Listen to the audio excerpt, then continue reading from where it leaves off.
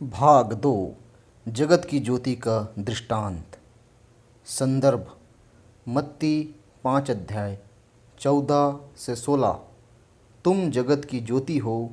जो नगर पहाड़ पर बसा हुआ है वह छिप नहीं सकता, और लोग दिया जलाकर पैमाने के नीचे नहीं परंतु दीवट पर रखते हैं, तब उससे घर के सब लोगों को प्रकाश पहुँचता है। उसी प्रकार तुम्हारा उजियाला मनुष्य के सामने चमके, कि वे तुम्हारे भले कामों को देखकर तुम्हारे पिता की जो स्वर्ग में हैं बढ़ाई करे। अतिरिक्त संदर्भ मरकुस 4 अध्याय 21 से 23। प्रस्तावना एवं पृष्ठभूमि। प्रभु यीशु मसीह यह प्रकट करना चाहता था कि इस संसार में असत्य एवं अज्ञानता का आत्मिक अंधकार है। वह इस अंधकार को दूर करने के लिए ज्योति बनकर आया। यूहन्ना 3 अध्याय 19। वह सभी विश्वासियों से भी यही अपेक्षा करता है कि हम ज्योति बनकर संसार में व्याप्त आत्मिक अंधकार को दूर करें। अपने जीवन काल का प्रथम उपदेश देते समय मनुष्यों से तुम पृथ्वी के नमक हो कहने के पश्चात ही प्रभु यीशु मसीह ने यह भी कहा कि तुम जगत की ज्योति हो। विषय वस्तु। इस दृष्टांत के द्वारा प्रभु यीशु मसीह ने यह प्रकट किया कि जिस प्रकार पहाड़ पर बसा हुआ एक नगर छिप नहीं सकता, वैसे ही मसीही विश्वास को भी छुपाया नहीं जा सकता। यह विश्वास ज्योति के समान है, जो संसार में फैले हुए आत्मिक अंधकार को दूर करता है। पूर्व काल में बिजली नहीं हुआ करती थी। अधिकांश लोग दिए का प्रयोग करते थे। इस दिए को जलाकर वे किसी ऊंचे स्थान पर रखते थे, जिससे उसका प्रकाश अधिकाई से पूरे कमरे को प्रकाशित कर सके। प्रभु यीशु मसीह ने विश्वासियों को जगत की ज्योति कहा और आदेश दिया कि उनका उजियाला सब मनुष्यों के सामने चमके। इस विश्वास को हमें भले कार्यों के द्वारा प्रकट करना है। ये कार्य विश्वास के प्रमाण बनेंगे, ऐसे प्रमाण जिन्हें देखकर परमेश्वर पिता की महिमा और गवाही होगी। व्याख्या। पुराने नियम के समय से ही ज्योति में चलने का तात्पर्य आज्ञाकारिता और धार्मिकता होता था, तथा अंधकार में चलने का तात्पर्य अधार्मिकता और अनाज्ञाकारिता होता था। नए नियम में भी यूहन्ना ने इस बात को प्रकट किया जब उसने यीशु मसीह के लिए कहा कि उसमें जीवन था और वह जीवन मनुष्य की ज्योति था, और ज्योति अंधकार में चमकती है परंतु अंधकार ने उसे ग्रहण नहीं किया। यूहन्ना 1 अध्याय 4 से 5।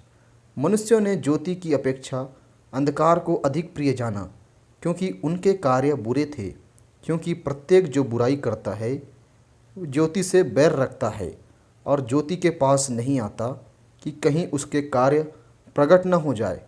परंतु वे जो सत्य पर चलते हैं ज्योति के पास आते हैं, जिससे यह प्रकट हो जाए कि उसके कार्य परमेश्वर की ओर से किए गए हैं। यूहन्ना 3 अध्याय 19 से 20। रोमियो 13 अध्याय 12 से 14। गलातियों 5 अध्याय 19 से 24। इफिसियों 5 अध्याय 3 से 13 पद में अंधकार के कार्यों की सूची दी गई है, जिसमें बताया गया है कि जो लोग परमेश्वर की आज्ञाओं का उल्लंघन करके अपनी मनमानी करते हैं, वे लोग परमेश्वर के राज्य के उत्तराधिकारी नहीं होंगे। पहला यूहन्ना 1 अध्याय 6 में लिखा है, यदि हम कहें कि उसके साथ हमारी सहभागिता है, फिर भी अंधकार में चले तो हम झूठ बोलते हैं और सत्य पर आचरण नहीं करते।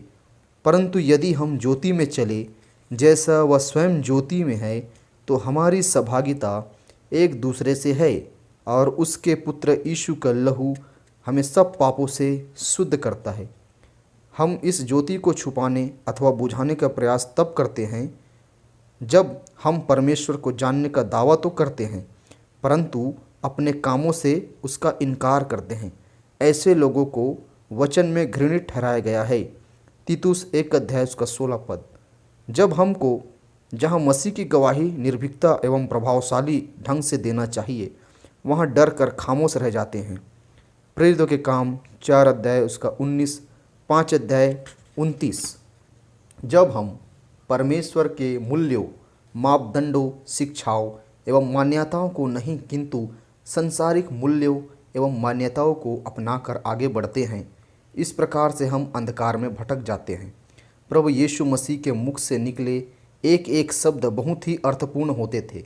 तुम पृथ्वी के नमक हो के पूरक के रूप में उसने कहा, तुम जगत की ज्योति हो।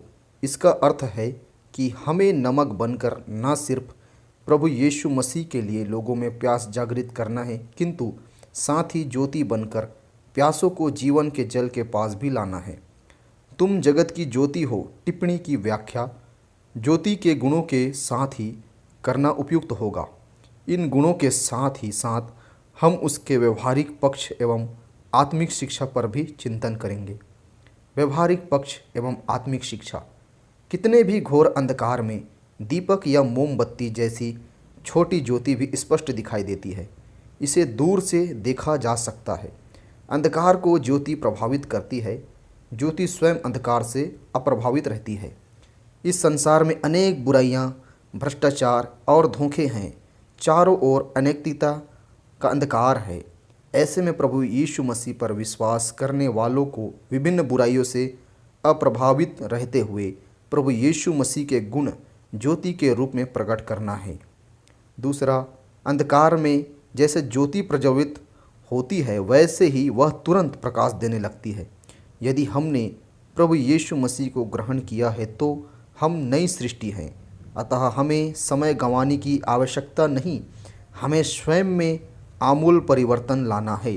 साथ ही यह परिवर्तन लोगों में अपनी भाषा, कार्य, व्यवहार तथा संपूर्ण जीवन के द्वारा प्रकट करना है, जिससे हमारे कार्य विश्वास की गवाही बन जाए। कर्म बिना विश्वास व्यर्थ है। याकूब 2:20। कर्म बिना विश्वास भी मरा हुआ है। याकूब 2:26। अक्सर विश्वासियों से सुनने में आता है कि हम में यह आदत खराब है, हमें इसका दुख है और हम धीरे धीरे उसे छोड़ने का प्रयास कर रहे हैं, किंतु व्यवहारिकता में ऐसा होता नहीं।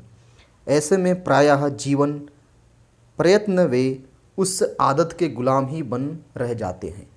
परंतु यदि वे परमेश्वर पर विश्वास रखते हैं तो परमेश्वर की सामर्थ्य, स्वयं के दृढ़ निश्चय एवं आत्म अनुशासन से वे उस आदत पर विजय प्राप्त करने में निश्चित रूप से सफल हो सकते हैं।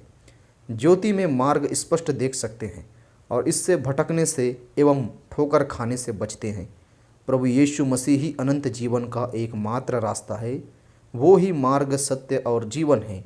सिर्फ उसके द्वारा ही पापों की क्षमा संभव है, किसी और के द्वारा उद्धार नहीं, क्योंकि स्वर्ग के नीचे मनुष्यों में और कोई दूसरा नाम नहीं दिया गया जिसके द्वारा हम उद्धार पा सके। प्रेरितों के काम 4:12।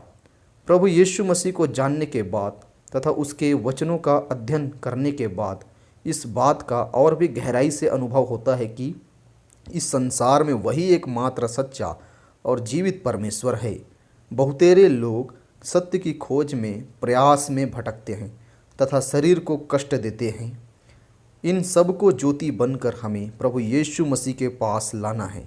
वचन के प्रकाश में चलकर इस संसार की विभिन्न बुराइयों से भी ठीक उसी प्रकार बचा जा सकता है जैसे ज्योति में चलकर ठोकरों से ज्योति स्वयं जलकर दूसरों को प्रकाश देती है।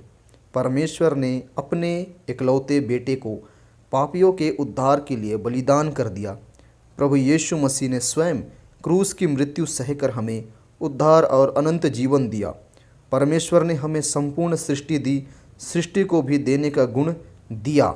जल, गर्मी, प्राणदायक वायु, भोजन, खनिज, बहुमूल्य पत्थर, सभी कुछ हम सृष्टि से प्राप्त करते हैं।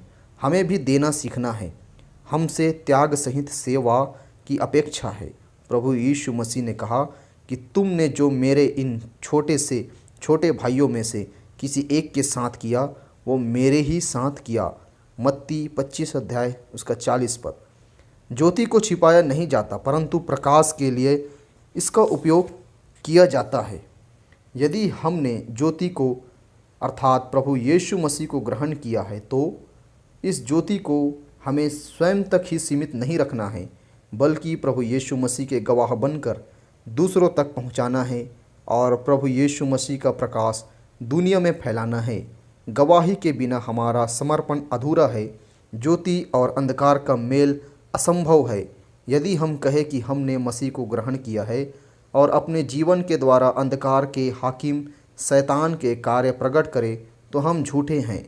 पहला यूहन्ना 1:6।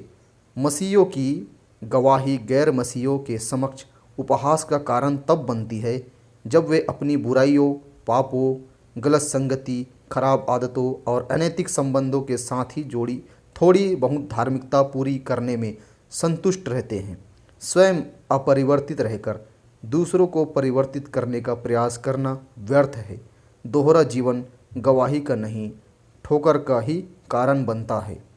संसार में हर प्रकार की अनैतिक और गलत कार्य छुपकर अंधकार में किए जाते हैं। इन कार्यों के प्रकट होने की परिणति निराशा, शर्म, अपमान, हानि एवं दंड होता है। ज्योति में जो कार्य किए जाते हैं उनमें भय नहीं होता। ये कार्य ही परमेश्वर की महिमा और गवाही का कारण बनते हैं। विश्वासी ऐसे ही भले कार्यों के लिए सृजे गए हैं जैसा कि इफिसियों 2:10 में लिखा है। इस प्रकार हमें ज्योति बनकर संसार में फैले आत्मिक एवं नैतिक अंधकार को दूर करना है और बहुतेरों को अनंत जीवन का मार्ग दिखाना है। Praise the Lord. जय मसीह की।